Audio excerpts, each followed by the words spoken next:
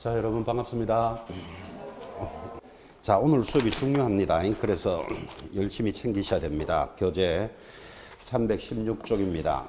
행정질서를 해서 과태료인데 과태료 사유부터 해서 이제 우리 중개사법의 총괄 시간이 지난주에 이어서 연결되고 있고, 한 달 동안 들었던 것들을 총괄하는 시간이니까 암기표 옆에 비치하고 그렇게 가고 있습니다. 암기표 준비하시고, 자, 암기하면 점수, 안 하면 꽝, 그렇습니다. 지금 하는 한 달치 총괄 단어는 반드시 출제가 되는데 단순 암기식으로 출제합니다. 욕심내서 공부하셔야 됩니다. 자, 316페이지 행정질서벌 과태료, 이렇게 이제 제목이 출발했는데, 이 단원이 벌칙이다 이렇게 공부합니다. 한 달 동안 여러분들은 개공사 등이 위반을 하면 벌칙을 받게 되는데, 이런 것들을 들었습니다. 첫 번째 형벌이 있고, 그리고 질서벌이 있습니다. 형벌에도 두 종류를 공부했습니다. 기억나십니까? 3년 징역 3천만 원짜리 벌금 하는 것을 공부했습니다. 그리고는요, 1년 징역 1,000만 원 벌금이라는 것을 공부했죠. 그래서 우리는 이 두 가지를 형벌이다 이렇게 부르니까 좀 더 크게 설명하면 징역과 벌금이 형벌입니다. 질서벌도 두 가지를 공부했습니다. 500만 원짜리 과태료, 그리고 100만 원짜리 과태료를 한 달 동안 계속 들었죠. 그래서 여러분들은 질서벌을 과태료로 하는구나, 이 정도의 개념도 잡으셔야 됩니다. 자, 한 달 동안 들었던 벌칙이 이런 네 가지인데 이렇게도 들어옵니다. 다음 행위 중에서 가장 무거운 것에 해당되는 것을 찾으시오 하면 뭐 찾아야 된다? 3년에 3천, 그죠? 다음 5가지 지문 중에서 가장 가벼운 벌칙에 해당되는 것 100만 원짜리 과태료죠. 이 개념도 체크하셔야 되겠고, 좀 안타까운 게 형벌 하면 뭡니까? 징역이나 벌금이라고 이야기했잖아, 그죠? 그런데 공부할 때는 들어놓고는 형벌 하면 멍합니다. 이게 뭔지 개념을 안 잡습니다. 그러니까 이제 지난주에 공부했던 행정처분, 행정형벌, 행정질서벌, 이런 것들이 막 꼬여가지고 행정처분이 뭔지, 질서벌이 뭔지, 형벌이 뭔지 이렇게 하니까 이제 막 이 내용이 정리가 안 됩니다. 어려워합니다, 또 그것도. 그러니까 자, 지나간 건 놔두고 지금 오늘 시간만이라도 집중해서 형벌이 뭐라 그랬죠? 징역과 벌금, 이렇게 딱 잡습니다. 질서벌이 뭐죠? 과태료를 질서벌이라 합니다. 그래서 질서벌 중에서 우리는 두 종류를 공부했다, 이제 이렇게 해서 크게 딱 잡아놓고 출발을 합니다. 교재 316페이지입니다. 상단에 중개사법 제51조에서는 위법 행위를 한 개공사 등에게 행정관청이 누구였죠? 중개사법에서 행정관청은 제일 높은 사람, 국토장관, 시도지사 등록관청이 행정질서벌로서 과태료를 부과하도록 규정되어 있고, 처분권자와 대상이 법률의 규정에 따라 각각 정해져 있다, 이렇게 이제 서론을 걸었고, 자, 단순 암기입니다. 내려가면 500만 원짜리 과태료가 다음과 같다 하고 이래 들어오는데, 한 달치를 다 묶고 났으니까 당연히 많게 보이지만 해당되는 수업에서 하나하나 다 했던 것들을 묶어서 가는 시간입니다. 자, 교재에 있는 거 잘 보시면서 지난주와 같이 교재 암기표 15번 봅니다. 자, 암기표 15번 펴놓으시고, 말 그대로 가지고 다니는 자료가 아니고 암기해야 될 자료죠. 자, 15번에 지금부터 암기합니다. 하단으로 운명이요 정보통신 부당 표시를 한 연자씨가 500만 원짜리 과태료입니다. 제목 잡으셔야 됩니다. 제목을 잡아야 뭐 가사를 찾아갈 거잖아, 그죠? 자, 연자씨 할 때 자가 뭘까요? 자료를 제시하지 않으면 이렇게 돼 있죠, 그죠? 자, 우리는 물건에 대해서 설명을 할 때는 말로만 하는 게 아니고 자료를 제시하면서 설명합니다. 아파트를 팔아주세요 하고 오면 이 아파트에 대해서 지하철하고는 몇 미터 거리에 있고, 권리 저당권은 얼마나 설정되어 있으며, 수도, 전기, 가스는 어떻게 되어 있습니다. 이런 것들을 자료를 제시하면서 성실하게 설명해야 한다라고 배웠고, 그거 위반하면 500만 원짜리 과태료입니다. 그래서 자료라는 개념이고, 연자시의 연이 뭘까요? 연수교육을 안 받으면 500만 원짜리 과태료인데, 이 단원에서는 얼마나 강조했는가 하면 개공사 등이 받아야 될 교육이 실무교육, 연수교육, 직무교육이 있는데, 실무교육은 모두 다 받아야만 중개업을 합니다. 연수교육은 법이 개정된 것을 가르치려고 진행을 하는데, 연수교육은 안 받으면 500만 원짜리 과태료입니다. 다른 교육은 안 받아도 제재는 없다 그랬죠. 왜? 실무교육 안 받으면 중개업을 못 하니까, 직무교육 안 받으면 중개보조원이 안 되는 거니까 제재를 할 필요가 없다 그랬잖아. 그죠? 자, 그때 연수교육은 위반하면 500 할 때 연자시가 지금 진행되고 있습니다. 자, 그러면 제목 암기하시고, 그 암기 표현은 많은 내용을 줄여서 지금 옆에 가사를 적었지만 여러분들 보고 계시는 교재 316페이지에는 그 내용이 원으로 쫙 돌아 있죠. 그죠? 그래서 운명이요 정보통신 부당 표시를 한 연자시를 찾아가면서 동그라미 하시기 바랍니다. 그 정도의 성의는 있어야 됩니다. 그래서 동그라미 하면서 내용도 한번 읽히시고, 그죠? 500만 원짜리 과태료였습니다. 오른쪽 317페이지 100만 원짜리 과태료입니다. 참 수업 시간 중에도 많이도 전달했습니다. 자, 100만 원짜리는 암기표 안 보고도 제목 기억하셔야 됩니다. 제목이 뭐죠? 이복의 문표 반납 휴. 그래서 문표를 반납 안 하면 100만 원입니다. 이렇게 했고 암기표 19번에 들어와 있습니다. 자, 암기표 보시면서 이복의 문표 반납 휴. 문표를 반납 안 하면 100만 원짜리다. 이렇게 공부했고, 그때 작은 오타를 우리 공부하시는 수험생이 찾아주시더라고요. 거기 이복의 할 때 개가 뭐죠? 개시 의무를 위반하면 100만 원짜리다. 자, 개시해야 될 게 뭐였죠? 5개입니다. 등수보자, 모의고사 치고 나면 내 등수보자 하면 개시합니다. 그때 등수보자 할 때 등이 등록증, 그 다음에 사업자 등록증, 등록증이 2개죠. 수수료표, 보정서류, 자격증 원본을 게시하도록 돼 있다. 그렇게 수업했죠. 자, 그럼 5가지니까 문제 내기도 너무나 좋은데 거기 살짝 오타가 있잖아요. 개시 의무를 위반하면 100만 원인데 개시 의무 X 이래 놨잖아. 그죠? 위반 안 하면 100만 원이라 이렇게 표시가 되니까 그 X가 작은 오타다 이 말이에요. 그 오타 작은 X를 싹 좀 지워 주시기 바랍니다. 이 자료를 만들고 이렇게 업데이트한 지가 수년이 됐는데 그걸 못 발견했는데 공부하시는 학생이 찾아오더라고요. 아, 이거 뭐가 좀 이상하지 않습니까? 그래서 맞아, 그죠? 개시 의무 위반은 100만 원짜리지 개시 의무 위반을 안 하면 100만 원. 이거는 말이 안 맞잖아 지금. 그죠? 그래서 그 작은 오타지만 하나 지워주시기 바랍니다. 자, 그래서 다시 100만 원짜리 과태료 제목이 뭐죠? 이복의 문표 반납 휴. 자, 잡았습니까? 그러면 317페이지 하단에 100만 원짜리 과태료에 이복의 문표 반납 휴 해석하면서 찾으셔야 되는데 하나는 가르쳐 드립시다. 317페이지 하단에 동그라미 1번 21조 1항을 위반하여 휴업 폐업 신고 위반하면 100만 원짜리 과태료예요. 그때 휴업에 동그라미 그게 반납 휴 할 때 휴에 해당되는 거다. 그런 뜻이에요. 그죠? 그래서 동그라미도 한번 하고 또 그것도 한번 읽어보시고, 예전에 지난번 수업할 때는 그 동그라미도 사실은 다 해드렸어요. 해드렸지만 다시 한번 체크하시기 바랍니다. 자, 넘어가서 318페이지. 이 단어는 단순 암기죠. 여러분 보다시피 이렇잖아요. 3년에 3천만 원짜리를 나열하고 아닌 놈 하나 딱 갖다 걸어놓고 3년에 3천에 해당되지 않는 거 찾아라. 이렇게밖에 나올 방법이 없죠. 그래서 단순 암기니까 암기에 욕심을 내셔야 됩니다. 자, 이렇게 과태료를 공부하고 나면요. 318페이지 하단에 이런 과태료를 누가 부가징수하느냐. 이게 보기보다 시험에 더 잘 나옵니다. 자, 오른쪽 올라가면 표가 있습니다. 자, 오른쪽 핵심표, 별표 찍으시고 국토장관은 누구한테 부과합니까? 거래정보사업자, 정보통신서비스 제공자, 협회도 협회 하면 4개나 쫙 들어오지만 그거 일일이 공부하는 사람은 공부 안 되는 사람이라 그랬죠. 협회 하면 그냥 500 탁 찍으면 끝난다 그랬잖아요. 지금 그죠? 그게 표시가 되어 있습니다. 거기에 국토장관은 이 세 사람에게 부과합니다.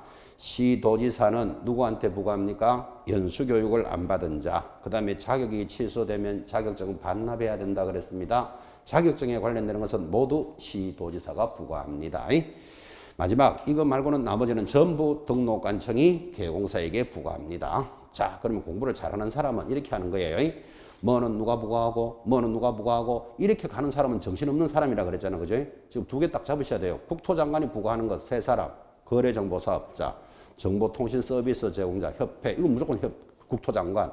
그 다음에 교육하고 자격증에 관한 것은 시도지사예요. 그럼 그것만 빼면 나머지 것들은 그냥 등록관청 콱 찍으면 끝나잖아 지금. 그죠? 그렇게 해서 누가 누구에게 부과한다는 개념입니다. 굉장히 중요합니다 이거. 그래서 어쩌면 500만 원짜리, 100만 원짜리보다 시험에 더 잘 나왔던 게 이 부분입니다. 이 부가권자 꼭 이렇게 의식을 하시고 자기 나름대로 이렇게 정리를 해 놓으셔야 됩니다. 뭐 정리할 것도 없죠. 표가 딱 만들어져 있으니까. 하단에 과태료 부과 기준이라는 말이 들어왔습니다. 자, 과태료를 부과하는 기준이라는 말이 있고 바로 밑에 파란 글씨 중개사법 시행령 별표이다 이런 게 보이죠. 시행령의 동그라미. 자, 시행령을 다른 말로 뭐라고 배우셨죠?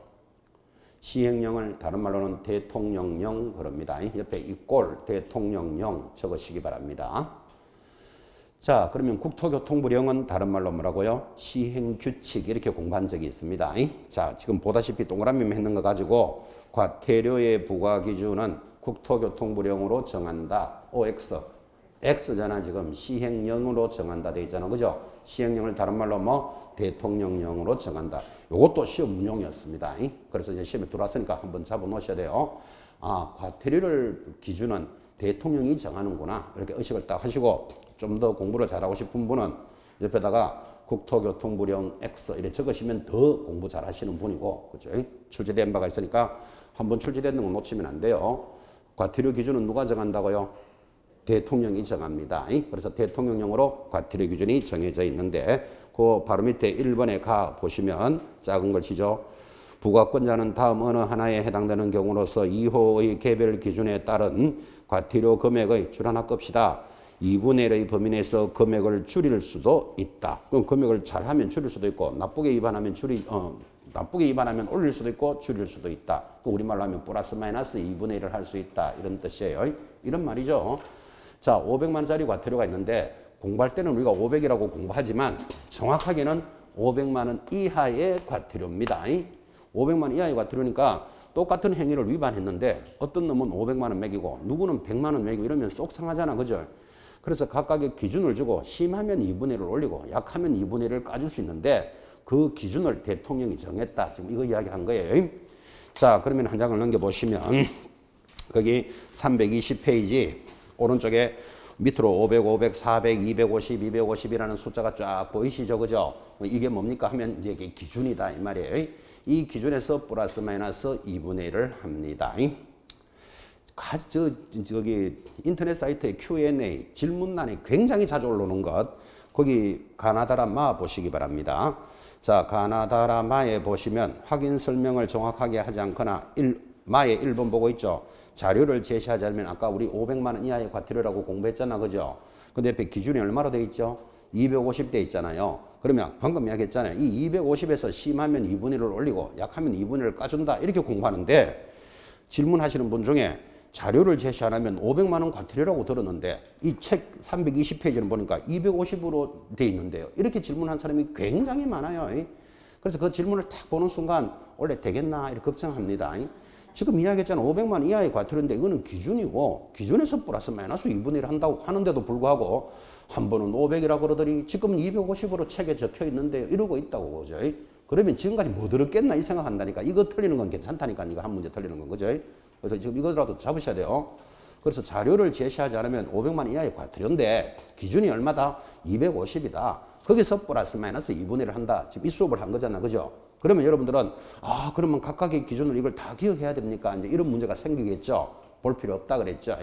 기준에서 플러스 마이너스 2분의 1을 한다. 이걸 알면 되지. 뭐는 기준이 얼마 이거 묻는 거는 출제자도 그거 시험 내는 사람은 집안에 우한 있는 사람이에요. 그거 기준을 암기해야 될 필요는 없잖아. 필요하면 보고 찾으면 되는 거지. 그죠? 그런데 이 500만 원짜리 기준은 시험에 한번 나왔어요. 한 3년 전에. 왜 나왔는가 하면 100점 안 주려고. 100점 안 주려고 나오는 그거를 이거 나오겠다고 대비해서 막 공부하는 것도 그것도 능률적이지는 못해요. 한번 나왔으니까 3년 전에 나오고 지금 안 나오는데. 자, 그러면 여기서 이제 간접적으로 배우는 게 그 바사해서 거기 보시면 이제 20만 원, 30만 원 오른쪽에 뭐 50, 30 뭐 또 이런 게 보이시죠. 그죠? 이렇게 쭉 섞여가 있는 것들이 보이는데 이것들은 100만 원 이하의 과태료 기준이에요. 그럼 뭐는 30이네, 40이네 이런 거 공부하는 거 아니다 이 말이에요. 그 기준에서 플러스 마이너스 2분의 1을 한다 이 뜻인데 방금 이야기했다시피 500만 원짜리 과태료는 출제가 한번 됐으니까 이제 그거는 걱정하지 말고 100만 원짜리 과태료도 출제를 안 해야 되지만 한번 나올 수는 있을 수도 있겠다 이렇게 생각하니까 시험 치기 직전에 이거를 교육시켜서 보낼 겁니다. 그래서 행여나 출제되면 모르고 찍는 것하고 한번 들어보고 찍는 건 그래도 사정이 다르잖아. 그죠? 기준이 있구나. 요까지만 알아들으면 되고, 좀 더 비약하면 이런 기준은 누가 정했대요? 대통령이 정했다. 그까지만 알아도 이뻐 죽겠다. 지금 이야기하고 있는 거예요. 자, 그런데 100만짜리 과태료는 시험 직전에 한번 수업은 할 예정인데 아주 재밌는 게 하나 있습니다. 자, 여러분 100만짜리 과태료 제목이 이복의 문표 반납 반납 후 이렇게 가죠. 문표 반납할 때 첫 번째 반납은 순서에 관계없이 등록증 반납 안 하면 100만 원짜리, 자격증 반납 안 하면 100만 원짜리 이렇게 공부하죠. 그런데 한 장 넘겨서 322페이지 자, 뭐 동그라미 해보십시오. 322페이지 찾았습니까? 표에 바로 밑에 뭐 동그라미 했습니까? 322페이지입니다. 322. 자, 표 가운데 있죠. 의 셋째 줄에 한번 보십시오. 자격증을 반납할 수 없는 사유, 반납에 동그라미 해놓고 그 옆에 오른쪽에 기준이 얼마로 되어 있죠? 30 찾았습니까? 30 동그라미. 봤으니까 일단 동그라미. 그 다음 뭐에 보시면 둘째 줄에 등록증을 반납하지 않으면 또 반납 찾았습니까? 반납에 동그라미. 거기 오른쪽에 기준이 얼마로 되어 있습니까? 50대 있잖아. 그죠? 거기도 동그라미. 자, 그러면 100만 원짜리 과태료는 교육을 한번 시켜서 시험장에 보낼 거라고 그랬죠. 근데 지금 여기서 하나 배울 수 있는 게 뭔가 하면 여러분 중개업을 하려면 정이 두 개가 있습니다. 하나는 뭐? 자격증. 자격증 있는 자가 영업을 하려면 등록증을 받아서 영업을 하는데 정이 두 개인데 이게 취소되면 반납 안 하면 100만 원짜리 과태료 똑같아요. 100만 원 과태료인데 기준이 달라요. 이렇게. 지금 하나는 얼마짜리? 30. 하나는 50이랬잖아요. 요거 하나가 묘하니까 이거 하나만 공부하는 게 어쩌면 그 기준 다 공부하는 거하고 똑같아요. 그래서 이렇게 묻습니다. 정이 두 개가 있는데 자격증하고 등록증 어느 게 더 귀할까요? 자, 여러분 지금까지 공부하셨잖아요. 자격증을 누가 시험 치고 시행하고 취소는 어떻게 되고 공부하셨고 등록증은 어떻게 등록을 하고 등록증이 취소되는 사유, 결사, 허리 막 이런 걸 공부하셨는데 정이 두 개인데 그래도 어느 게 더 중요하냐고? 일단은 둘 다 중요하죠. 둘 다 중요한데 가만히 생각해 보면 자격증이 훨씬 귀한 겁니다. 왜 그런가 하면 자격증을 가지고 영업을 하려면 등록증을 받았던 자가 자격증이 취소돼 버리면 등록은 자동 취소예요. 자격증 없는 놈이 영업 못하는 건 상식이잖아. 그죠? 그래서 자격증이 탁 날아가면 줄초상 나는 거예요. 그런데 거꾸로 해봅시다. 등록증을 가지고 영업하던 자가 취소돼 버렸어. 그러면 자격증은 아직 살아있잖아요. 지금. 그러면 3년 지나서 다시 등록해서 영업하면 된다고. 이렇게 보더라도 자격증이 좀 더 귀하다는 걸 느낄 수 있다고. 그런데 희한하잖아요. 밑에 뭐에 보면 거기 에 자격증을 반납 안 하면 기준이 얼마로 돼 있다? 30이고 등록증을 반납 안 하면 기준이 50으로 돼 있다니까요. 더 귀한 놈이 기준이 약해요. 이게. 더 귀하기 때문에 기준이 높아야 될 것 같은데 왜 약할까요? 응? 못 알아들었어. 안타까워서. 아, 자격증은 취소되면 안타까워서 기준을 약하게 30하고 등록증은 기준이 50이다. 뭐 이렇게 안타까워서. 대단하신 그건데.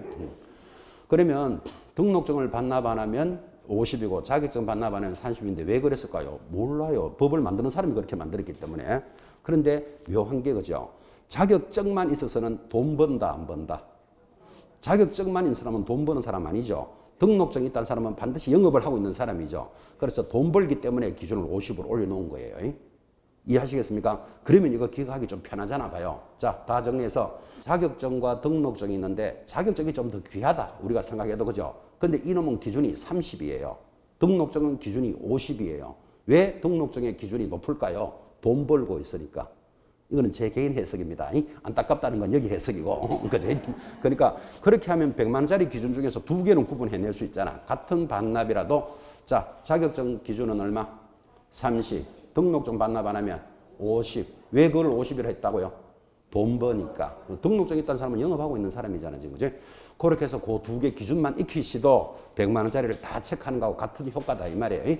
그리고 시험 직전에 다시 한번 싹 정리해서 시험장에 보낼 겁니다. 그래서 기준을 정리하셨고 자 이제 323페이지 형벌로 접어듭니다. 323페이지 형벌하면 뭐가 있었죠? 3년 징역 또는 3천만 원짜리 벌금, 1년 징역 1천만 원짜리 벌금이 있는데 자, 3년에 3천만 원짜리가 밑으로 쫙 들어오고 한 달 동안 들었는 건데 나는 이걸 얼마나 가지고 있는지 스스로도 한번 가늠해 보시기 바랍니다. 교재에도 있지만 암기표 암기합시다. 22번 갑니다. 암기표 22번 한 달 동안 공부했습니다. 뭐 첫째 누구죠? 무등록업자, 옛날 말로 하면 무허가업자, 제일 센 놈입니다. 무등록의 사촌 형님쯤 되는 자가 있습니다. 누구지요? 거짓으로 등록한 자, 다른 사람 자격증을 자기 이름으로 등록했다. 이건 무등록과 같은 급이잖아 지금, 그죠? 그 다음 정서를 직접 쌍방으로 투기를 하거나 시세를 조작하거나 단체를 구성하면 3년에 3천인데 이번에는 누구든지 방해하는 행위를 하면 거래질서 교란 행위로서 3년에 3천. 금지 행위 때 굉장히 진하게 공부했습니다. 이거. 자, 이게 3년에 3천인데 여러분들은 몇 개가 기억이 돼 있는지도 한번 체크하시고. 자, 22번에는 암기 코드를 일단 암기하셔야 돼. 이건 암기하라고 표가 나가 있으니까 암기가 됐으면 323페이지 하단에 1, 2, 3, 4에 거기에다가 무등록, 거짓 등록 하면서 동그라미를 치셔야 된다고요. 또 하나만 가르쳐 드립시다. 323페이지 밑에 표 1번에 보시면 자, 거짓, 부정한 방법으로 등록을 한 자 3년에 3천이죠. 어디 동그라미? 거짓 동그라미. 하나 더 가르쳐 줍시다. 2번 사무소 등록을 하지 아니하고 중개업을 한 자. 자, 하지 아니하고 하는 자를 뭐라 그러죠? 무등록업자, 무등록 동그라미. 그렇게 해서 무등록, 거짓 등록하면서 동그라미를 하시기 바랍니다. 이렇게 공부하는 모습입니다. 이게 지하철 오늘 힘들게 막 여기까지 힘들게 그 바쁜 시간에 들어오셔가지고 그냥 왔다 갔다 하고 있으면 안 됩니다. 3년에 3천만 원짜리는 반드시 출제되기 때문에 암기표 딱 체크하시고 교재에다가 동그라미 하는 정도의 성의는 있어야 됩니다. 넘어가서 324페이지입니다. 1년에 1천만 원짜리 역시 굉장히 출제자듭니다. 지난번 수업에서는 동그라미도 다 해드렸지만 1년에 1천만 원짜리 암기표 13번 봅니다. 자, 암기표 13번에 보시면 제목이 뭐라고 되어 있습니까? 이사가 거금을 받고 매매에 협조하게 되면 1년에 1천만 원씩 벌어도 전공이 아니고 비전공이다. 이렇게 갑니다. 자, 여러분 기억할 때는 이러면 되겠죠. 양이사니까 두 사람의 양이사가 있다니까요. 그 두 사람의 양이사가 그 금이 큰 돈이니까 그 금을 받고 매매에 협조를 하게 되면 1년에 1천만 원씩 벌어도 전공이 아니고 비전공입니다. 하고 제목을 기억합니다. 자, 그때 비전공할 때 B가 뭘까요? 비밀준수 위반 이렇게 들어가죠. 자, 비밀준수 위반하면 1년에 1천인데 옆에 반드시 뭐가 적혀 있어야 되는가 하면 반의사 불벌죄 지금 적으셔야 돼요. 아주 똑똑하게 피해자가 처벌하지 마세요 하면 처벌하지 않는 죄를 적용합니다. 그래서 비밀준수가 탁 들어오면 자동으로 반의사 불벌죄 하고 딱 같이 붙어 있어야 됩니다. 자, 그래서 13번 1년에 1천만 원짜리가 암기가 되신 분은 다시 교재로 돌아와서 324페이지 하단에 1, 2, 3, 4, 5, 6, 7, 8, 9에 따라가면서 이사 이렇게 따라가면서 체크하시기 바랍니다. 그거 하는데 10분도 안 걸립니다. 그렇게 해야 원어를 한번 읽어보는 의식을 합니다. 그래서 1년에 1천만 원짜리 반드시 암기하는데 더 중요한 내용이 이렇게 형벌, 징역과 벌금을 공부하면 오른쪽에 양벌 규정이 딱 갖다 붙습니다. 교재 325페이지 양벌 규정 찾았나요? 별표 탁 찍으시고 이 형벌을 공부하고 나면 반드시 뭐하고 연결하는가 하면 양벌 규정이 들어옵니다. 굉장히 시험에 잘 나옵니다. 양벌 규정도 앞부분에서 공부했습니다. 어떤 걸 공부했는가 하면 자, 고용인 직원들이 한 업무상 행위는 누가 한 것으로 본다? 개공사가 한 것으로 본다. 들었는 거 기억나십니까? 자, 이게 둘 다를 처벌하니까 양벌 규정이에요. 앞부분에서 들었지만 지금 여기서 다시 정리하는 거예요. 자, 첫째 줄에 기억 보세요. 소공사나 중개보조원, 법인의 개공사인 사원, 임원이 중개업무에 관하여 48조 49조가 징역과 벌금이에요. 이거 징역과 벌금에 해당하는 위반 행위로서 징역이나 벌금에 해당되면 그 행위자를 벌하는 외에 지금 그림 그렸죠? 줄 것입니다. 그를 고용한 개공사에 대해서도 해당 조에 규정된 벌금형을 과한다.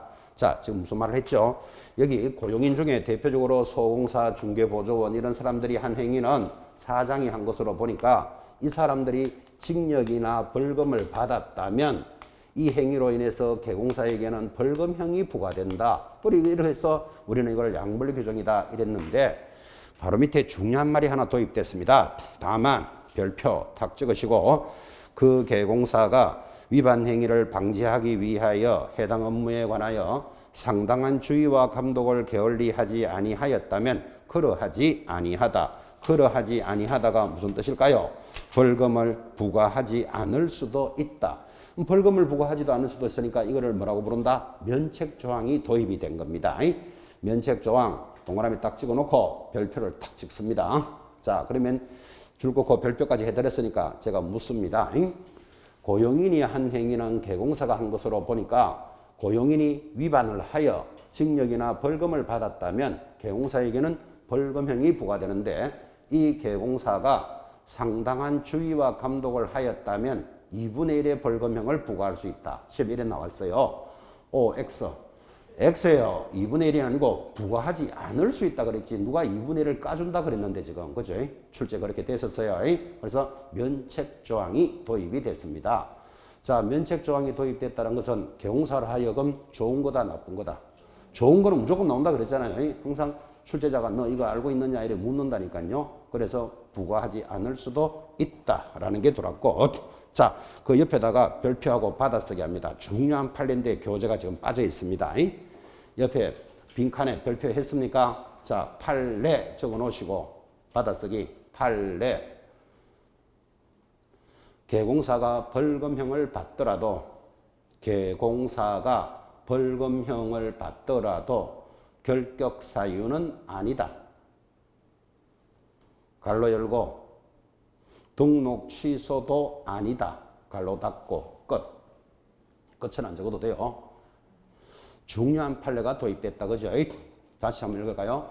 자, 개공사가 벌금형을 받아도 결격 사유는 아니다. 그 말은 갈로 열고 등록 취소도 아니다. 시험에 원래 반드시 나올 겁니다. 그거. 그래서 판례인데 이런 이야기를 하고 있습니다. 자, 지금 그 수업을 이해하려면 고용인의 한 행위는 개공사가 한 것이니까, 자, 여러분 소공사가 고용인이 맞죠? 시험에서 소공사가 비밀 준수를 위반했습니다. 그러면 개공사에게는 뭐가 부과됩니까? 이렇게 시험에 나왔다면 답이 뭘까요? 소공사가 뭐를 위반했다고요? 비밀 준수를 위반했어. 비밀 준수 위반하면 좀 전에 비전공 들으셨죠? 1년 징역 1,000만 원 벌금에 해당되잖아. 그죠? 그러면 개공사에게는 1,000만 원의 벌금을 부과한다. 이 뜻이 양벌 규정이에요. 고용인이 한 행위는 누가 한 것으로 본다? 개공사가 한 것으로 보니까 개공사에게는 동조에 규정된 벌금형이 부과된다. 지금 그렇게 질문을 이렇게 하는 겁니다. 아, 감각이 좀 떨어지는 것 같아요. 다시. 중개보조원도 고용인 맞죠? 중개보조원이 투기를 조장하다가 적발이 됐대요. 자, 아까 투기 조장하면 무등록, 거짓 등록, 정서를 직접 쌍방으로 투기하면 얼마에 간다? 3년 징역 3천만 원의 벌금이었잖아요. 그러면 중개보조원이 투기를 조장했다면 개공사는 뭐가 부과되느냐? 이렇게 묻는다고. 얼마가 부과되죠? 3천만 원짜리 벌금이 부과된다 이 말이에요. 그래서 둘 다를 처벌하는 규정인데 개공사가 상당한 주의와 감독을 하였다면 벌금형을 부과하지 않을 수도 있다. 면책조항까지 공부하신 거예요. 이렇게 면책조항이 들어오니까 판례가 만들어지기를, 그러면 개공사가 고용인 때문에 벌금을 받게 되면 3천만 원이 아니라 1,000만 원을 받더라도 결격 사유는 아니다. 이게 판례예요. 우리가 결격 사유 이런 거 공부하셨죠? 이벌삼삼 들어봤습니까? 이 법을 위반하여 벌금 300만 원 이상 받으면 3년 동안 결격 사유예요. 결격 사유는 등록이 취소되는 사유예요. 그래서 판례는 고용인 때문에 개공사가 벌금을 받는 것만 해도 가혹한데 이걸 결격 사유로 가버리면 중개사무소 문 닫아야 된다는 문제가 생긴다니까요. 무슨 사장님은 벌금 받는 것도 억울한 판에 여기다가 중개사무소까지 문 닫아라. 이거는 심하잖아. 그죠? 그래서 판례가 뭐라고 이야기했다? 결격 사유는 아니다. 그러니까 등록 취소도 아니다. 지금 이렇게 받아쓰기 한 거예요. 그 판례는 반드시 기억하셔야 되는데 다른 교재는 다 있는데 여기만 딱 그 판례가 지금 빠져 있어요. 그래서 아주 중요하다고 여러분한테 크게 강조합니다. 양벌 규정은 어떤 식으로든 출제합니다. 이 개념을 딱 익히시는 시간. 자, 그렇게 해서 이제 벌칙을 한 달치를 지금 30분 만에 다 정리했습니다. 내가 어느 정도 가지고 있는지 이런 의식도 한번 해보시고 또 암기를 하고 또 잊어버리면 또 암기하고 이렇게 해서 10월 달까지 이제 시험장에 가시도록 하는 거예요. 그죠? 그렇게 해서 항상 전달했지만 오늘 목요일 수업하는 우리 과목에서 고득점 점수를 못 받으면 다른 데는 받을 데 없다 그랬잖아요. 지금. 그죠? 꼭 공부하셔야 됩니다. 좀 과장된 이야기인데 공법 만약에 오늘 본고사를 치는데 오늘 4월 말이죠. 본고사 문제를 탁 주면서 그죠? 지금 책 보고 시험 푸세요. 이래도 여러분 60점밖에 안 쉽습니다. 지금 이제 4월 달이면 아직 공부를 많이 안 했을 때잖아 지금. 그죠? 시험지 주면서 책 보고 시험 쳐라 해도 60점 받기 어렵다니까요. 그런데 중개사법은 시험지 딱 주면서 책 보고 치세요 하면 80점 무조건 나와요. 단순 암기식이기 때문에. 그래서 투자한 만큼 점수가 나오기 때문에 중개사법을 절대로 놓치면 안 된다고요. 그런데도 불구하고 그냥 왔다 갔다 지하철 시위하는구나 1시간 늦었다 이러고 왔다 갔다 하고 있으면 안 된다고 지금. 그죠? 오늘 것이라도 기억하셔야 돼. 오늘 수업이라도 서너 문제 나옵니다. 서너 문제. 욕심내고 공부하셔야 된다. 지금 그 이야기 하고 있는 거죠. 우리 중개사법은 본고사지 딱 주면서 책 보고 시험 쳐보세요. 이러면 90점도 나와요. 90점도. 그죠? 그럼 내가 공부했는 만큼 능률이 올라간다. 지금 이 말이잖아. 그죠? 민계공 아마 문제지 주면서 책 보고 치세요 해도 그만큼 받기 어려울걸요. 이제 4월달 정도 기준에서 공부를 더 많이 하면 다르겠지만 그죠? 공부하셔야 됩니다. 잔소리가 길었습니다. 자, 넘어가서 이제 오늘 수업에서 중요한 단원이 따라옵니다. 교재로는 337페이지 부동산 거래 신고제. 오늘 수업에서 가장 중요한 단원이 지금부터 출발을 합니다. 자, 생활법률입니다. 부동산을 거래하면 신고해야 되는 제도인데, 자, 이때 거래라는 것은 오늘 강조하겠지만 매매만 신고합니다. 여러분, 부동산을 거래할 수 있는 방법이 많잖아요. 내 부동산을 상속할 수도 있고, 정려할 수도 있고, 부동산을 교환할 수도 있고, 부동산을 경매로 받을 수도 있다는 건 이해하시죠? 근데 이런 것들은 다 신고하지 않습니다. 부동산 거래 신고제는 뭐만 신고한다? 매매만 신고하는 제도. 그래서 시험 문제도 중요하지만 여러분들은 부동산을 하나 사거나 팔 수 있는 분들인데 내가 사고 팔았는데 신고를 안 하면 이 단원에서는 무조건 500만 원짜리 과태료입니다. 그러니까 뭐 아파트를 하나 샀는데 또는 빌라를 하나 팔았는데 만약에 신고를 안 해서 500만 원 과태료 나오면 눈이 툭 튀어나옵니다. 그래서 생활법률로서도 알아야 됩니다. 시험에도 나오지만. 그죠? 그래서 거래신고제가 중요하고, 자, 예를 들어서 아파트라고 칩시다. 갑이 아파트를 가지고 있고 사는 사람이 을이 있습니다. 여기 개공사가 중개를 해서 이 빌란지 아파트를 5억에 사고 팔았다. 5억에 사고 팔았다를 매매했다 그러잖아. 그죠? 이거를 신고해야 되는 제도입니다. 안 하면 무조건 500만 원짜리 과태료인데 오늘 수업에 마무리할 때쯤 되면 거래신고제를 위반하면 제재가 쫙 한 페이지가 내려옵니다. 무조건 한 문제가 나오는데 또 뭐를 위반하면 뭐 이렇게 가는 거 아니고 거래신고제는 위반했다면 눈 감고 500 딱 찍어놓고 500이 아닌 거 2개만 딱 보고 있으면 된다니까요. 나머지는 다 500 찍으면 되는 거니까. 그러면 지금부터 수업하면서 이거 위반하면요. 제가 이렇게 탁 던지면 그냥 무심코 500만 원 이렇게 탁 대답이 나와야 돼. 그리고 500만짜리 아닌 거 2개를 신경 쓰셔야 된다고요. 그러면 한 페이지의 제재를 다 해결한다. 지금 그런 뜻이에요. 물론 하나 다 암기하면 제일 좋지만 뭐 무슨 귀신도 아니고 어떻게 그걸 다 암기하겠어요. 암기시키는 선생님도 있는데 가르쳐 주니까 고맙기는 하지만 학생들을 하여금 힘들게 만드는 사람이에요. 그거. 그래서 시험에 응할 수 있도록 해줘야 되지. 하나를 다 암기해가지고 24개를 막 노래를 막 불러가면서 이렇게 한다는 건 고맙긴 하지만 능률적이지는 못하다 이 말이에요. 그래서 자 다시 묻습니다. 지금 배우는 거래신고제를 위반했다 하면 얼마? 500만 원 과태료. 아닌 거 2개를 고민하라 그랬잖아 지금. 그죠? 아닌 거 2개를 의식 딱 하시면서 수업에 임합니다. 자 337페이지 부동산 거래 신고 대상이 하단에 들어왔습니다. 첫 번째 중요합니다. 뭐를 거래하면 신고합니까? 1. 줄 것입니다. 부동산을 매매하면 신고합니다. 표 찾았습니까? 부동산의 매매. 2번 택지개발촉진법 등에 대한 공급계약 신고 대상입니다. 공급계약 동그라미. 그리고 밑에 법이 하단에 보면 1, 2, 3, 4, 5, 6, 7, 8까지 해서 쫙 7개까지 연결이 되어 있습니다. 일단 되어 있고 넘어가면 338페이지 상단의 3분의 1번 기업의 공급계약을 통하여 공급받을 수 있는 자로 선정된 지위. 자, 선정된 지위 동그라미 놓고 옆에다가 분양권 이렇게 적습니다. 그 다음에 니은, 도시 및 주거환경정비법에 따라 니은의 마지막 줄 선정된 지위 옆에다가 재개발 입주권 이렇게 적습니다. 이것들을 매매하면 신고 대상입니다. 첫 번째 단어는 중요하다 그랬습니다. 자, 그러면 부동산을 거래하면 신고하라는데 뭐를 신고합니까? 첫 번째 줄 걷는 게 뭐죠?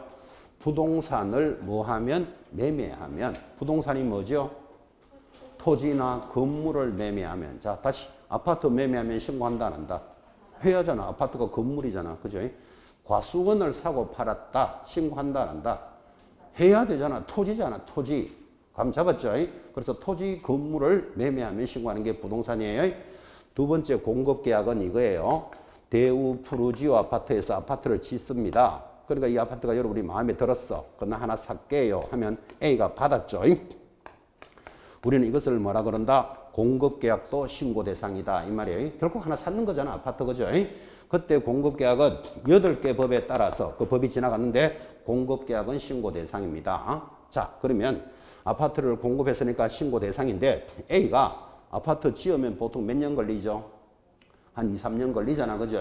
그럼 2, 3년이 다 걸려서 다 지으면 내가 들어가서 살 수도 있지만 P를 많이 주면 B에게 팔겠다. 이런 말 들어봤습니까? 이를 뭐라고 부른다? 분양권도 매매하면 신고 대상이다. 그래서 이 8개 법에 따른 분양권도 신고 대상이다. 지금 동그라미 있는 게 그겁니다. 자, 그런데 분양권도 신고 대상이지만 재개발 입주권이라고 지금 적으셨는데 재개발 입주권은 자, 서울에도 많이 있습니다. 오래된 묵은 동네들을 싹 털어내고 아파트를 짓습니다.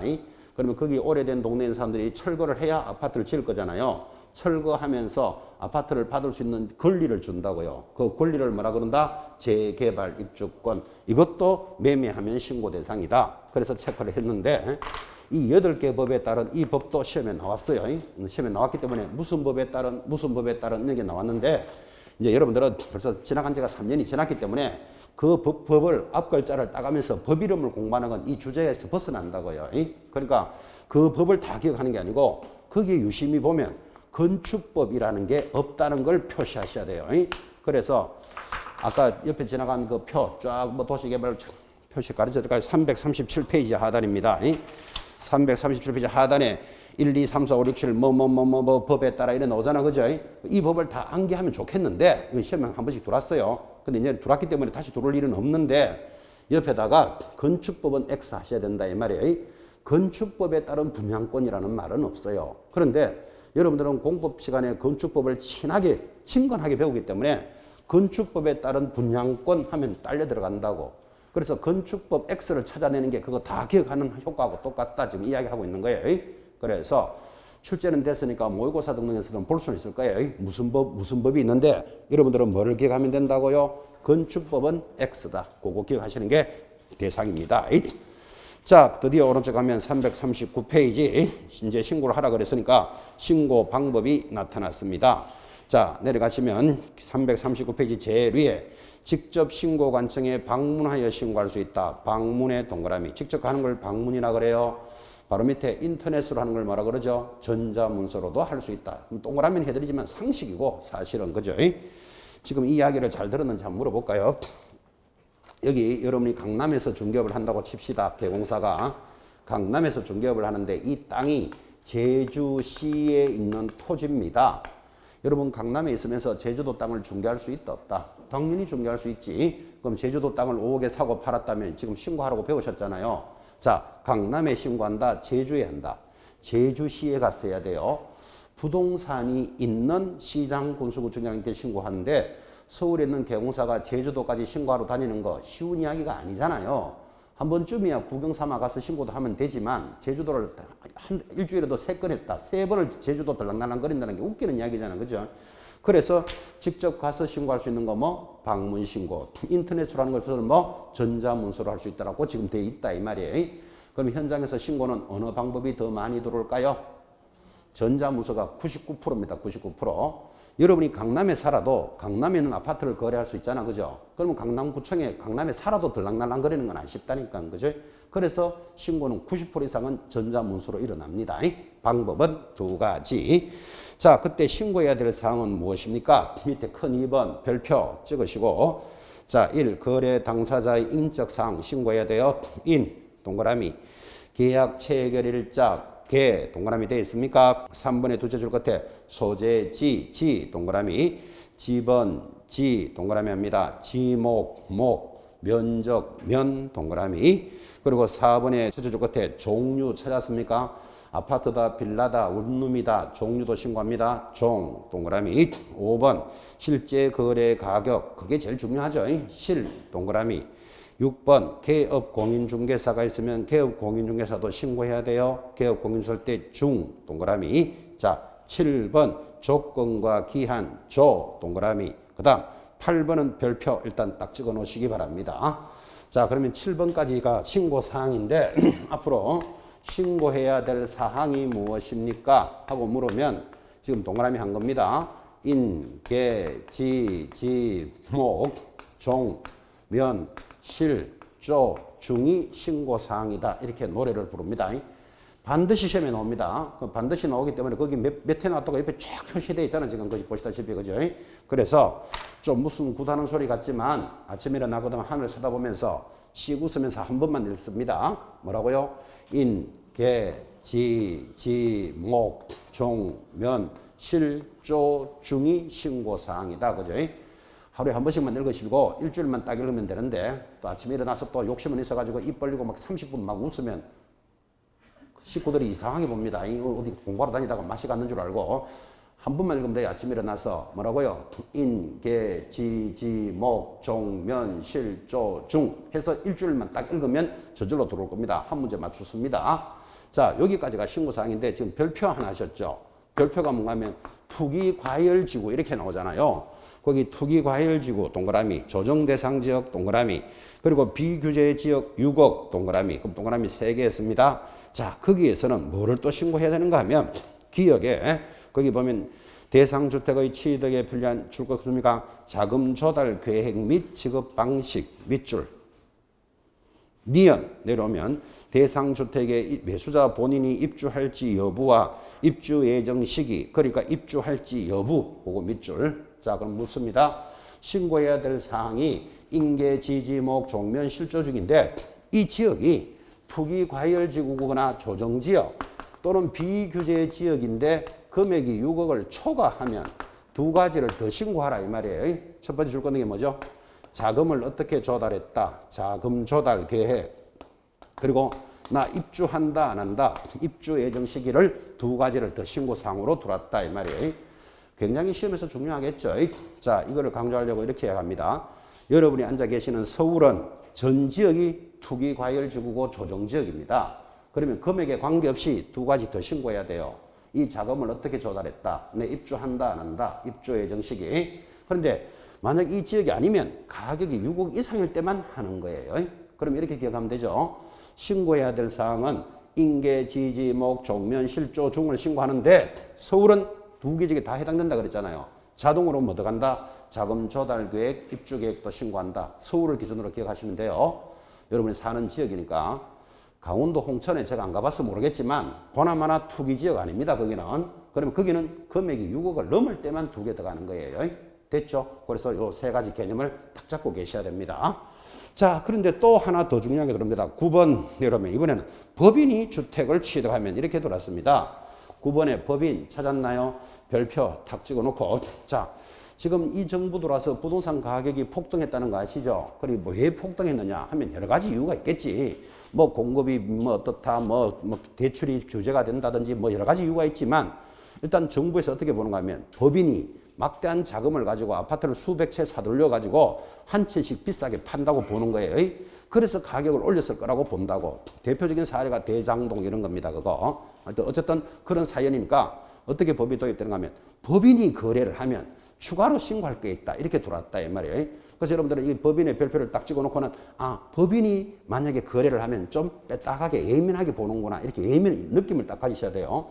그래서 법인이 거래하면 뭘 가져가야 된다 하면 한 장 넘어가셔서 법인은 재료의 A, 법인이 등기되어 있는지 여부를 신고해야 돼. 등기 현황 밑줄. 법인이 등기되어 있는지를 신고합니다. B번에 바로 밑에 점 보시면 상대방이 개인이면 줄 거 놓고 친족인지 친족. 그러니까 친족이란 말은 법인이 거래하는 자가 자기들끼리 하는지를 보겠다 이 말이에요. 지금 그죠? 짜고 거래하는 걸 본다는 뜻이에요. 그 다음 거래 상대방이 법인이면 또 법인에도 줄 거 놓고 역시 셋째 줄에 임원이 친족인지도 확인하겠다. 그렇게 임원인지 친족인지를 확인하면 자기들끼리 거래하는 걸 확인하겠다 이 뜻이잖아요. 지금 그죠? 그래서 법인이 거래하면 약간 빼딱하게 본다. 이렇게 의식을 하고 자료를 보셔야 돼요. 그리고는 니은 별표입니다. 주택 취득 목적 및 자금에 관한 다음 사항으로서 밑에 법인이 주택의 매수자면 역시 A 취득 목적도 적어내야 돼. 왜 아파트를 샀는지 취득 목적 찾았나요? 동그라미. 그리고 당연히 B 자금 조달 계획 줄 긋고 마지막에 C 내려오면 이용 계획도 적어내야 돼. 아파트를 100채를 샀으면 왜 샀는데 이용 계획도 적어내야 돼요. 뭐 투자용이다 아니면 뭐 기숙사용이다 무슨 사연이 있겠지 그죠? 그래서 법인이 거래를 하면 그 거래한 것을 예민하게 본다는 걸 의식하셔야 돼요. 개인은 이용 계획까지 적을 필요는 있다 없다? 없어. 법인이면 그죠? 그래서 법인의 신고사항이 추가가 들어왔습니다. 내려가면 4번 거래 유형에 따른 신고 의무자 누가 해야 되겠습니까? 1. 거래 당사자 직거래 시 밑줄 딱 꺼놓고 자 보세요. 우리가 부동산을 사고 파는데 개공사 없이 우리끼리 사고 팔 수 있다 없다? 있지. 그럼 직거래를 하면 누가 신고하느냐? 지금 이렇게 물었는 거예요. 그러면 거기 1번 원칙은 누구? 공동신고 동그라미. 공동신고가 무슨 뜻이죠? 매도인, 매수인이 공동으로 신고하라 이 말이에요. 그래서 원칙은 공동신고한다. 그런데 내려가면 예외적으로 단독 신고할 수도 있다. 자, 예외 단독 신고 줄 거 놓고 어떨 때겠습니까? 이럴 때겠지. 두 사람이 5억에 사고 팔았으면 5억으로 실거래가를 신고해야 되잖아 지금 그죠? 그런데 갑이 야 4억에 신고하자 자꾸 이러는 거예요. 왜 그럴까요? 세금 등을 아끼려고 그러겠죠. 그러면 매수자가 그래 좋다 4억에 하자. 그러면 두 사람이 뭐 공동신고가 되겠지. 그런데 어른 야 5억에 샀는 걸 어떻게 4억에 신고하느냐. 나 그렇게 못하겠다. 일방이 거부하는 거예요. 자 그러면 거부를 하면 공동신고가 안 되잖아요. 그러면 이 갑 때문에 을이 신고 안 하면 500만 원 과태료 나온다니까요. 그래서 공동신고 위반하면 안 되니까 일방이 신고할 수도 있도록 해줘야 된다고. 그때 일방이 신고할 때는 공동신고가 안 됐으니까 이유가 있어야 되겠죠. 그죠? 그래서 오른쪽에 올라가면 박스 A 줄 거야 되죠. 내가 단독으로 신고한다는 사유서를 갖다 내야 돼. 사유서에다가 밑에 뭐 계약서 사본을 갖다 내는 거예요. 사유서 이렇게 적으면 되죠. 을이 만약에 적는다면 사유서 나 을은 5억에 샀는데 갑이 자꾸 4억에 하자여 혼자 합니다. 그게 사유서입니다. 자꾸 두 번 더 가도 되고 세 번 더 가도 돼요. 그래서 사유서하고 5억에 사고 팔았다는 계약서를 딱 갖다 내고 혼자 신고할 수도 있다. 됐습니까? 이해가 됐으면 그럼 이렇게 사유서가 탁 들어가면 갑한테는 뭐가 나올까요? 지금 무슨 소리 하는지 아시죠? 5억에 사고 팔았는데 갑이 자꾸 4억에 신고하자 그런다니까. 그러면 을이 4억에 신고 난 못하겠다 이래 됐잖아 지금. 그죠? 그럼 혼자 신고하라고. 안 그러면 500원 과태료 나오니까. 그래서 사유서에다가 계약서 사본을 첨부해서 을이 신고를 딱 하면 갑은 어떤 사람이 되냐고. 나쁜 놈이라던데 그건 나쁜 놈까지는 아니고 허위 신고를 요구한 자잖아 이자는 그죠? 그러면 뭐 날아간다? 500만 원 과태료 착 가는 거예요. 스토리 좀 보이시죠? 무슨 말 하고 있는지. 그래서 공동신고에 대한 모습이에요. 허위 신고를 요구한 자가 되잖아 자동으로. 그죠? 그래서 얼마 날아간다? 500만 원짜리 과태료가 날아갑니다. 자, 그리고는 밑에 신고시 제출 서류 아까 이야기 다 했어요. 특히 니은의 줄 한번 더 끕시다. 비규제 지역에서는 얼마일 때 6억 이상이거나 투기과열지구 조정지역에서는 더 들어가는 게 있었죠. 거기에 자금 조달 계획과 입주 계획서가 추가로 들어간다. 아까 이야기했던 것 다시 줄 한번 끄시고 넘어갑니다. 자, 343페이지 보시면 제일 위에 그 왼쪽에 있는 건 법 조문이니까 크게 볼 필요 없고 343페이지 제일 상단 당사자 중 일방이나 쌍방이 국가 등인 경우 거기 찾았습니까? 국가에 동그라미 해놓고 자 여러분 봐요. 거래 신고를 하는 자 중에 한쪽이 국가예요. 자 국가면 예를 들어서 뭐 여러분들은 폐교 부지를 샀다 이런 거 있잖아. 학교 폐교 많이 되죠. 나 저 폐교 부지 사가지고 뭐 기숙사를 만들 거야. 뭐 펜션을 사업할 거야. 이렇게 여러 가지 그 땅을 살 일이 있을 거니까 폐교 부지 이런 것들은 국가가 소유하고 있습니다. 그래서 한쪽이 국가 등하고 거래를 하면 누가 신고해야 되느냐 이런 문제가 생겼잖아. 그죠? 그래서 지금 국가 등에 동그라미 했는데 누가 신고한다? 거기 동그라미 1번에 세 줄 끝에 보면 국가 등이 단독으로 신고합니다. 아주 잘 해놨죠. 개인하고 국가하고 거래하면 누가 신고한다? 국가가 신고하는 거예요. 왜 그럴까요? 국가는 거짓 신고를 절대로 안 하기 때문에 그래요. 그래서 국가하고 거래하면 국가 등이 단독으로 신고한다. 아주 편리하게 해주는 거니까 익혀 놓으셔야 된다 이 말이에요. 자, 내려가면 이번에는 3번입니다. 개공사의 중개시라는 말이 돌았습니다. 이 말이죠. 자, 좀 전에는 개공사 없이 우리끼리 거래했을 때 이야기를 했다면 거래를 할 때는 개공사가 개입될 수도 있죠. 자, 그러면 개공사가 만약에 중개를 했다면 누가 신고하느냐? 매도인이 하느냐? 매수인이 하느냐? 개공사가 하느냐? 아무나 하느냐? 지금 이게 기준이 돼야 되잖아. 그죠? 상식적으로 개공사가 개입되어 있으면 누가 신고한다? 반드시 개공사가 신고한다. 그게 중요한 거예요. 기억 내려오면 중개사법 2조 4호에 따른 개공사가 같은 법 26조 1항에 따라 거래계약서를 작성 교부했다면 해당 개공사가 신고를 해야 한다. 아주 중요한 표현인데 거기에 법 조문이 약해요. 해당 개공사 할 때 반드시 세 글자 넣어요. 여러분들은 반드시 누가 해야 된다? 개공사가 신고를 하여야 한다. 됐습니까? 개공사가 개입됐으면 반드시 개공사가 신고를 합니다. 한 장 넘어가서 이제 신고시 제출의 대행입니다. 자, 4번 거기 신고서 제출의 대행할 때 대행에 동그라미 해놓고 대행을 할 때는 옆에 뭐라고 돼 있죠? 방문 신고에 한한다라는 말이 있다. 그죠? 방문 신고에 밑줄을 딱 긋는데 이런 뜻이에요. 여러분 아까 좀 전에 이렇게 했죠. 여러분 자신 일이라고 생각해 봐요. 개공사 없이 우리끼리 사고 팔았습니다. 우리끼리 사고 팔면 직거래 했잖아요. 신고 누가 하라 그랬죠? 매수인이 공동으로 신고하라 그랬죠. 그러면 공동으로 신고를 하면 여러분 매매만 신고하게 되니까 매매만 신고를 하게 되니까 사고 팔면 100% 뭐 하게 돼 있다? 등기하게 돼 있다는 건 이해하시겠죠? 자, 그러면 개공사 없이 우리끼리 사고 팔아서 등기를 하게 될 때는 내가 가는 게 아니고 주로 누구한테 맡기죠? 법무사한테 맡기잖아요. 그러니까 거래 신고도 대행할 수 있다. 이렇게 돌았다고. 그럼 여러분들은 아, 법무사가 대신 신고하는구나. 이렇게 이해하면 이 내용 이해하기가 편하다 이 말이에요. 꼭 뭐 법무사한테 꼭 안 맡겨도 되지만 통상적으로 그래 되잖아요. 다시 개공사가 개입되어 있으면 아까 누가 신고해야 된다 그랬죠? 반드시 개공사가 해야 된다 그랬잖아요. 그런데 이 개공사도 대신해서 신고할 수 있는 사람이 있겠죠? 누구? 개공사를 대신할 수 있는 사람은 소공사가 하는 거예요. 중개보조원이 대신 신고할 수 있다. 그럴 수는 없는 거잖아. 그죠? 그래서 지금 단원이 대행할 때는 이렇게 하라. 이렇게 돌았다. 이 말이에요. 근데 대행 신고는 인터넷으로는 안 돼요. 반드시 방문 신고해야 돼. 왜 그럴까요? 법무사가 대신해서 갈 때는 당사자들의 서류를 가지고 가야 되잖아. 지금 서류를 가져가야 되니까 인터넷으로 그게 된다 안 된다? 안 되잖아. 그래서 대행 신고는 반드시 뭐 한다? 방문 신고만 되는 거예요. 그래서 옆에 방문에다가 동그라미 하신 거예요. 그때 동그라미 1번 당사자 위임을 받은 사람은 거래 신고서 등을 제출을 대행할 수 있다. 우리말로 하면 법무사가 대행할 수 있다. 이렇게 이해를 하면 이 경우 거래신고서 등의 제출을 대행하는 법무사는 신분증을 신고관청에 보여주고 다음 서류를 함께 제출한다. 기억 줄 것입니다. 신고서 제출을 위임한 당사자의 자필 서명 줄 긋고 있는 위임장 밑에 위임장의 동그라미 위임장이라고 그랬습니다. 그런데 옆에다가 시험에서 인감증명서 이래 시험에 들어온다고요. 그래서 인감증명 X를 표시하셔야 된다고요. 위임장과 니은 신고서 제출을 위임받은 당사자의 신분증 사본을 가져갑니다. 그래서 매도인이 대신 좀 해주세요 하면 매도인의 신분증 사본도 가져오라 이 말이에요. 복사해서 가져오라는 뜻이겠죠. 근데 위임장인데 인감이 없다는 뜻을 잘 보시는데 근데 그 기억의 끝에 보면 갈로 안에 법인은 인감을 말한다라는 말이 있어요. 줄 것이야 돼요. 만약에 법인이 거래했으면 법인은 자필 서명할 수 없잖아요. 삼성전자가 서명할 수는 없는 건 아시죠? 그래서 법인이면 인감을 떼와야 된다고. 그죠? 조심하셔야 됩니다. 더 중요한 겁니다. 밑에 동그라미 2번 별표. 자, 개공사의 위임을 받은 누구는? 소공사의 동그라미 거래계약 신고서 등의 제출을 역시 대행할 수 있는데 이 경우 소공사는 줄 걸까요? 신분증을 신고관청에 보여줘야 한다.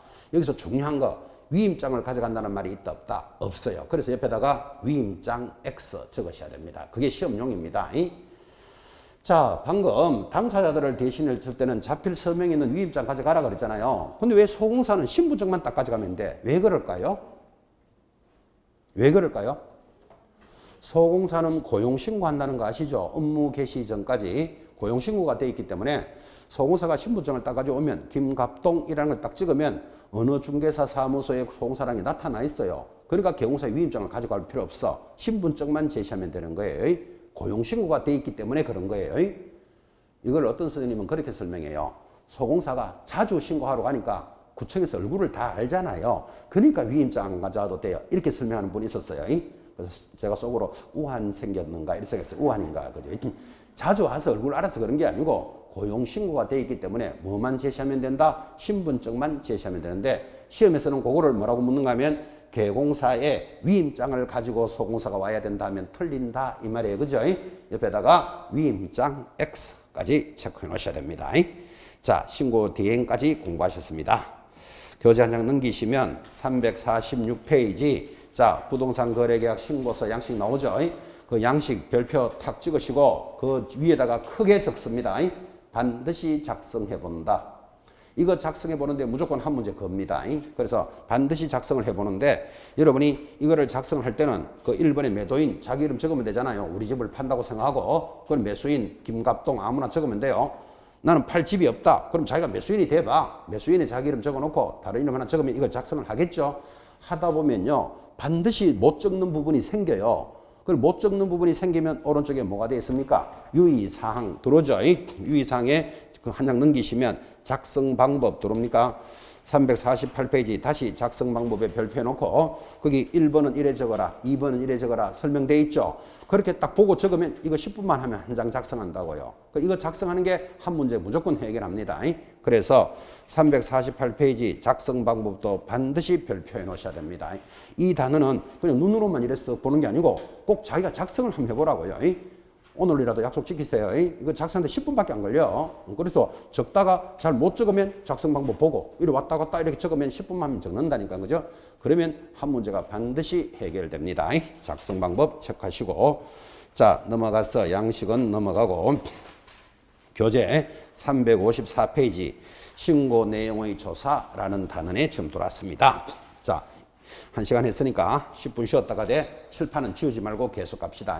10분 쉬었다가 조사 들어가겠습니다.